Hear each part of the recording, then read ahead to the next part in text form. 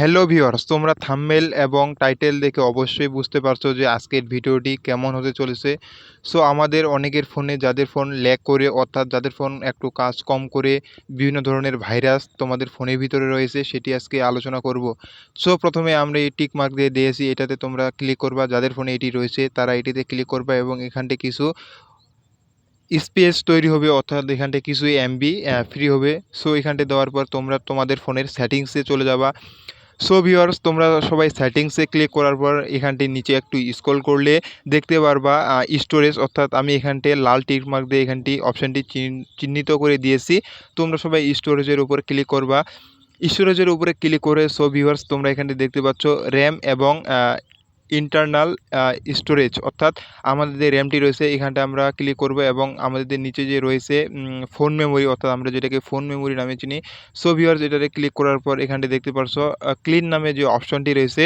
So আমরা সবাই এখানটা ক্লিক করব। সো ভিউয়ার্স, এখানটা ক্লিক করার পর দেখতে পারছো এখানটা কি সুন্দর আমাদের এখানটা এটি ক্লিন হয়ে গেল অটোমেটিক।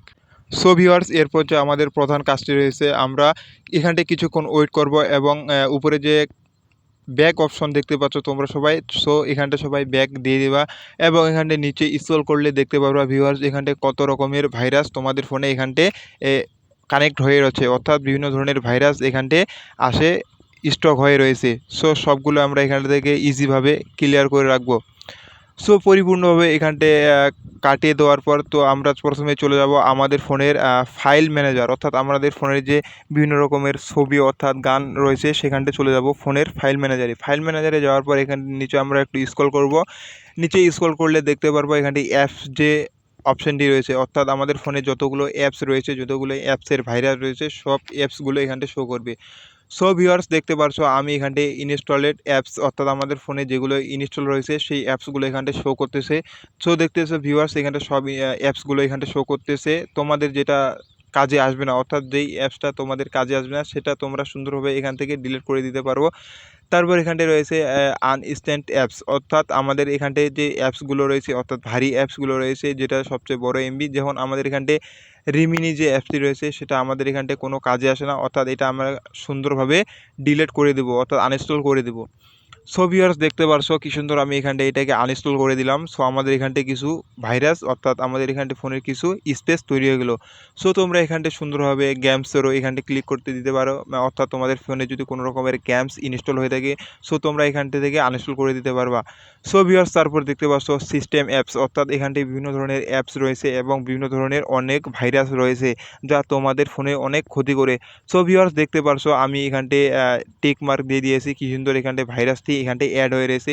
এরকমভাবে অনেক ভাইরাস আমাদের ফোনে অটোমেটিক অ্যাড হয়ে যায়, অর্থাৎ এইগুলো ভাইরাস যদি আমরা ডিলিট না করি তাহলে আমাদের ফোনে অনেক ক্ষতি হবে, অর্থাৎ আমাদের ফোনে আমরা চালাইতে অনেক আনইজি ফিল করব। সো ভিউয়ার্স, দেখতে পারছো আমার ফোনে কতগুলো ভাইরাস এখানটায় এক্সট্রা অ্যাড হয়ে রয়েছে। এগুলো আসলে আমাদের কোনো কাজের না, অর্থাৎ আমাদের ফোনে বিভিন্ন রকমের ক্ষতির দিক টেনে আনে। সো আমরা এখানটা সবগুলো আনইনস্টল করে দেবো, অর্থাৎ সবগুলো আমরা ডিলিট করে দেবো। এরপর দেখতে পারছো ভিউয়ার্স অ্যাপ ইনস্টল ফাইল, অর্থাৎ আমাদের ক্রোম থেকে যে অ্যাপসগুলো আমরা ইনস্টল করেছি, অর্থাৎ দেখতে পারছো ভিউয়ার্স এগুলো আমাদের অটোমেটিক ইনস্টল হয়ে রয়েছে, অর্থাৎ আমরা এখানটা কোনো কাজ করি না। সো এগুলো আমরা সুন্দরভাবে ডিলিট করে দেবো।